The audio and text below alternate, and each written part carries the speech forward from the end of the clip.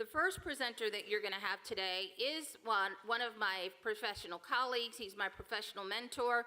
We disagree a lot, but he comes along and does whatever I ask him to do, so that makes us good friends. His name is Dr. James Law. He's associate professor of neurology. He directs the clinical core, all the research things that you see outside. He directs the clinical core for our Alzheimer's Disease Research Center.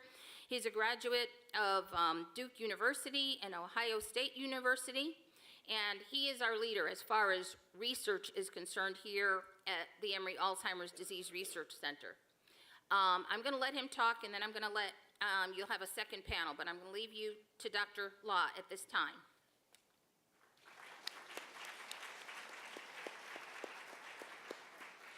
Good morning. Thank you, Dr. Parker. And Mr. Lewis, I have to tell you, you just gave me a terrible flashback to when I was younger. I used to go to aerobics classes. All the ladies were going one direction, I was going the other direction. Terrible. And not to indulge in any stereotypes, but you did notice there was one guy with no rhythm on the stage, right? Sorry. It's a real pleasure to be here with you again, and I love Dr. Parker. She's just been a wonderful colleague and friend. But man, what a downer. All that negative stuff about, oh, you're going to get demented, you're going to have this and that and the other thing. My point here is you're not going to, or at least your kids aren't going to, and I promise you that. So my job today is to give you a little bit of an update on what's going on right now, and every time I come here I have something new to say because this field is moving so quickly. And I'm going to focus primarily on Alzheimer's disease because that's where the most progress is being made. Oops.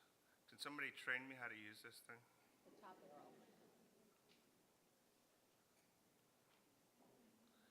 And what time do you want me to stop, by the way?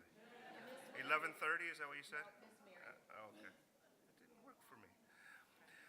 So Dr. Parker already showed you a similar slide, and this is, I just used this to demonstrate what our challenge is, and I'm going to introduce a couple of concepts to you.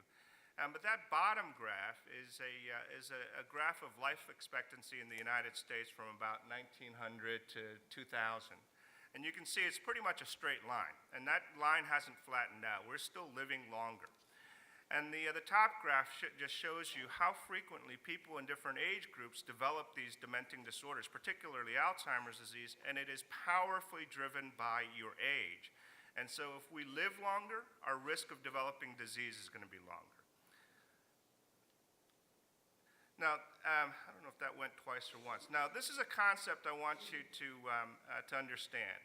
So in the top part of that picture just flashed up, the top half of it, shows what happens with increased longevity without changes in disease. So that red colored area can represent Alzheimer's disease or any other age-related disease. And if we live longer and we don't do anything about those age-related diseases, what happens? There's going to be more of us that have those age-related diseases. And the bottom part shows what happens if we introduce something called disease-modifying therapies. That means things that will impact the development, slow the development, or slow the progression of disease. And it doesn't matter what it is. It can be heart disease, it can be cancer, it can be Alzheimer's disease.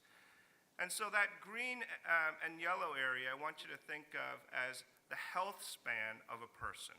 Not the lifespan of a person, but the health span of a person. And I don't know about you, but I would much rather have a longer health span than a longer lifespan. I don't want to spend the last 40 years of my life debilitated. And so that's where we're working towards. So with Alzheimer's disease, there's a lot of things that we know. There are risk factors. Aging is far and away the most powerful risk factor. There are a host of genetic components, so genes that can contribute to your risk of developing Alzheimer's disease. And one of the most critical decisions that you can make if you want to avoid getting Alzheimer's disease is be highly selective in your choice of parents. Okay? Because that is going to contribute an enormous amount, and that's why family history is so important. Gender. Women do develop Alzheimer's disease at a higher rate. head injury. Dr. Parker mentioned about chronic traumatic encephalopathy. But we also think chronic head injury, repeated head injury, will put you at risk of other degenerative brain diseases, including Alzheimer's disease. Vascular disease, cardiovascular disease, all of those things play a very important role, as does lifestyle. Some of those factors, like your selection of parents, is not under your control, and so there's not too much you can do about that. But some of the lifestyle factors and vascular conditions are very much under your control. So let's talk about those things for just a minute. Actually, we went to Coca-Cola recently, and I had a slide like this, and initially the obesity picture had a Coca-Cola logo. I decided I'd better make that a Pepsi logo.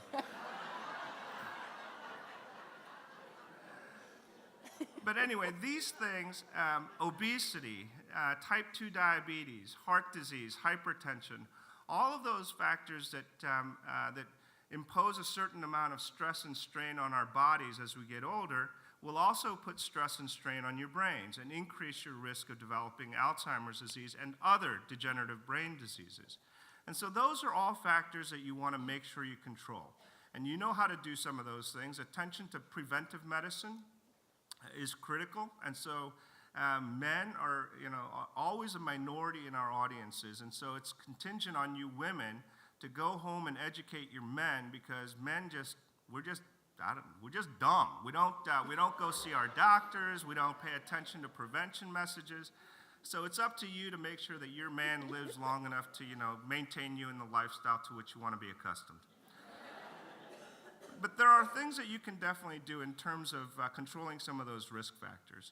There is a tremendous amount of research emerging right now suggesting that aerobic exercise and aerobic fitness is absolutely critical for brain health and also for prevention of degenerative brain diseases. So much so that there are studies that are emerging right now, including one that our colleague Dr. Wharton is leading here at Emory, that's looking at aerobic exercise and fitness as a prevention method for Alzheimer's disease. And this is just one of a number of studies that have looked at the effect of exercise. And there is really solid scientific evidence that exercise will actually reduce the cognitive symptoms associated with aging and also with Alzheimer's disease.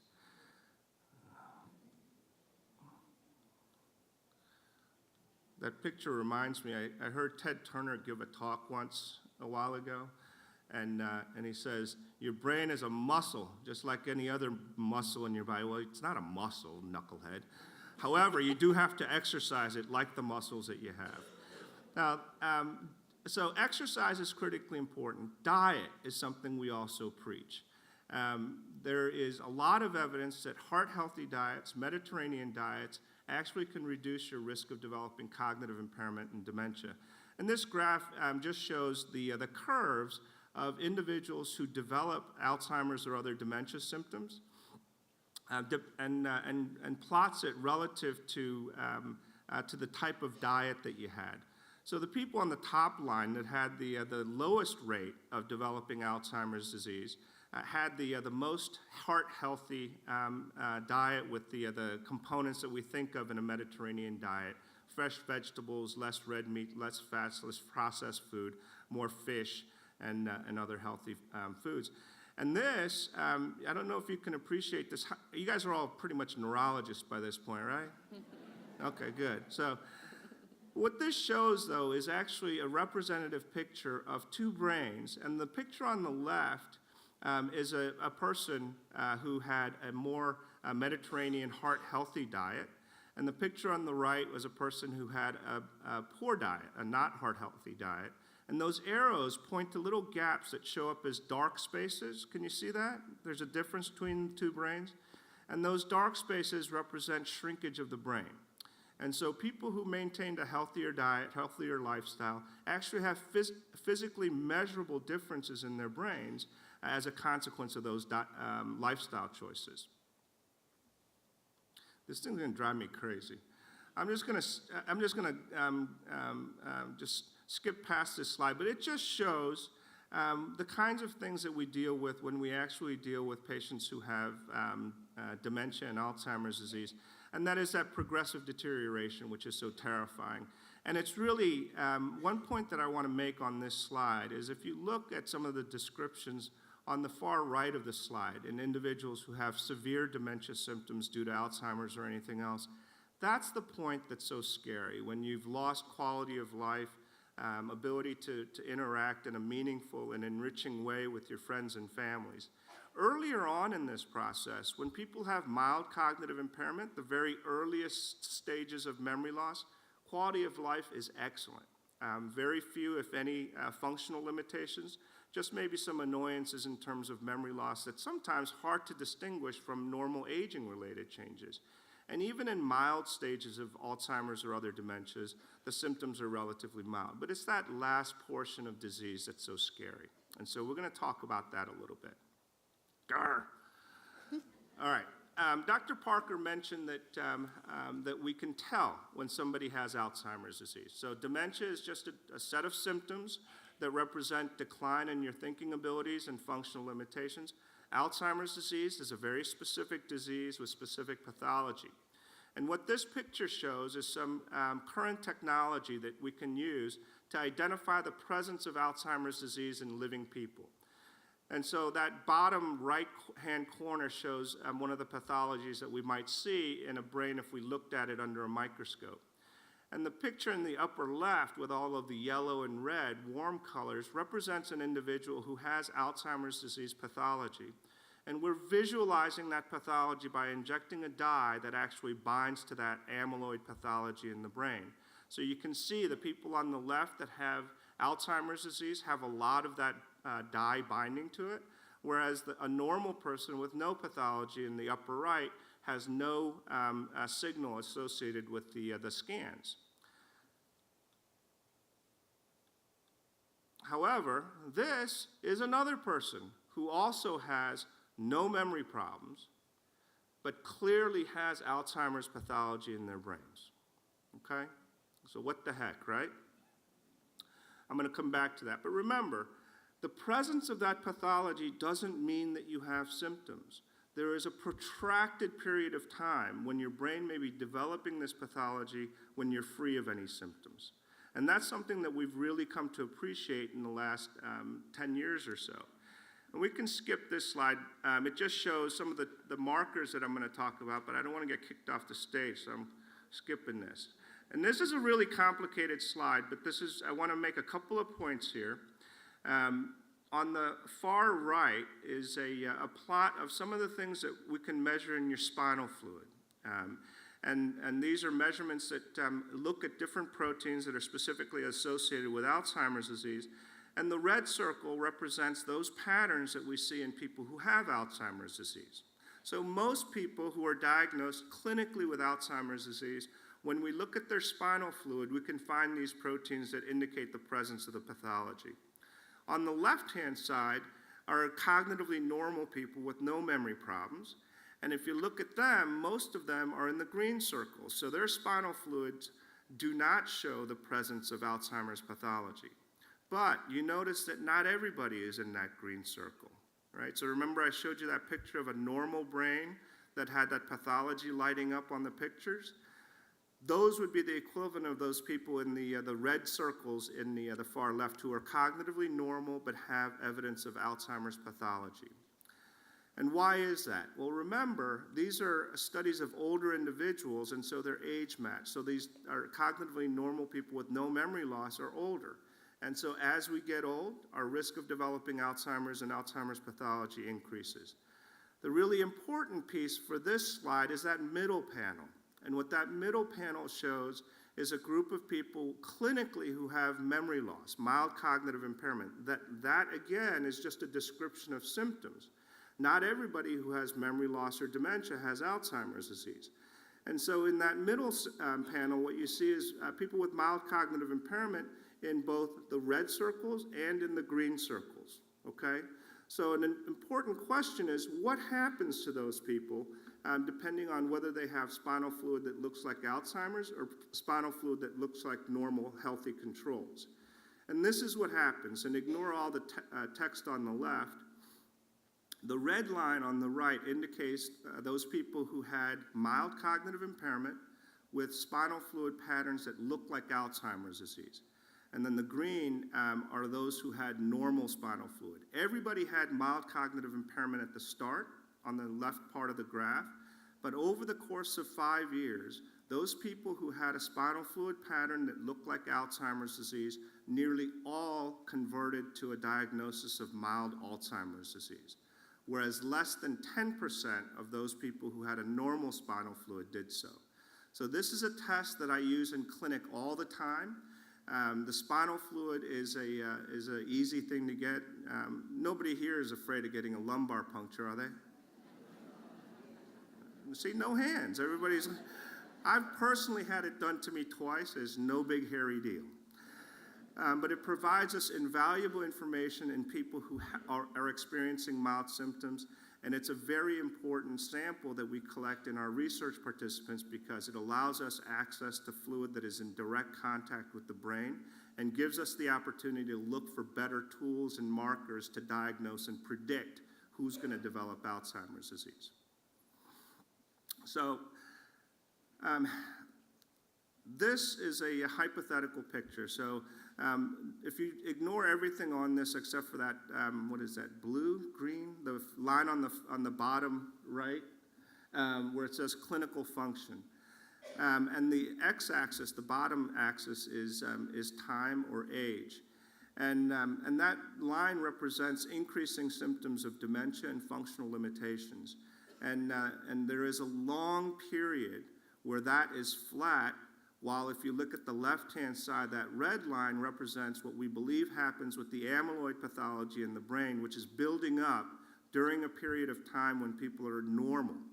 And so that pathology is building for 20, possibly 30 years before somebody's diagnosed with Alzheimer's disease. And we've used this now to try and understand what's been happening with our clinical trials. So we've tested a number of treatments to try and slow or prevent the development of Alzheimer's disease. But in those studies, we targeted people that we thought had Alzheimer's disease, okay? And so that bracket, that green bracket, represents the people that participated in these clinical trials of studies that we thought would potentially help slow the progression of Alzheimer's disease, and they didn't work. We think, I believe very strongly that this is true, that the reason that was the case is because the treatments were targeting that graph in the red, that plot in the red. So if we wait until that pathology has already done its dirty work and then try and treat that and get rid of it, because we know we can get rid of it, but if we get rid of it after it's already done its damage, it's no good. And there's emerging evidence now that that is in fact true. So here's the notion of lifespan and health span again, all right? So this is similar to that dementia plot that I showed you, but these are people who are experiencing no symptoms or very mild symptoms, and their function is excellent. It's only when, am I pointing this in the wrong direction? Should I point it this way? Where is it? Over there? All right, so, but if the lifespan is out to the end of that graph and the health span is in the green and yellow, what we want to avoid is the right-hand side of that, when we're still alive but not functioning where we want to be functioning. And so if we just manage to increase the health span of an individual without lengthening the lifespan, what we have is a much higher proportion of our lives where we're healthy and functioning at a high level, and minimize the duration of our lives where there is significant loss of quality of life and function. Sorry. So how are we going to do that? There is some really intriguing evidence that's emerging now. This is a study that was published earlier this year. And the plot, the pictures on the left are similar to the pictures that I showed you in those living people with Alzheimer's pathology being detected. And what you're seeing now are pictures of individuals who were participants in a study of an anti-amyloid treatment, and the individuals who were not treated or people who were at baseline. They first came in and they had all of this amyloid pathology.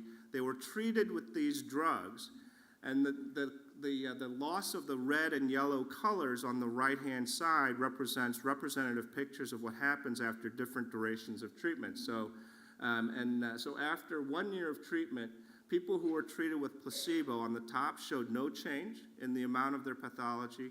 With increasing doses of this drug, the amyloid was cleared out of the brains of these living people. And that's shown graphically in the upper right, and in the lower right in those graphs, they actually represent functional ability based on a structured interview to identify the level of functional impairments. And those people who had treatment with the highest doses of this drug had much less decline. In fact, they were close to baseline after a year's time. So this is not proof, but this is the kind of evidence that's emerging that suggests to us that we can, in fact, modify the course of disease, especially if we start the treatments early. So here's what happens now if we increase our lifespan and at the same time delay the development of age-related diseases like Alzheimer's disease. We can, in fact, avoid all of the most severe stages of dementia with the severe loss of quality of life, maintain normal functioning or near normal functioning with a high quality of life until you're 95 and you get run over by a MARTA bus. If I'm about to get run over by a MARTA bus and I'm too demented to know the bus is coming, that's not good. But if I say, oh crap, that's much better. So this is the goal, and this is what a cure for Alzheimer's disease is going to look like. So this is not like other diseases where we're going to say, we're going to take this disease out of your body or we're going to make you completely well. This is a different arena. We're talking about aging brains and aging individuals. And so the goal here is to maintain health span and maintain functional ability and avoid that stage of disease that everybody is terrified about, rightly so. If you picture somebody that you think of who has severe dementia, and many of you unfortunately have had that experience, the scary part is the last couple of years.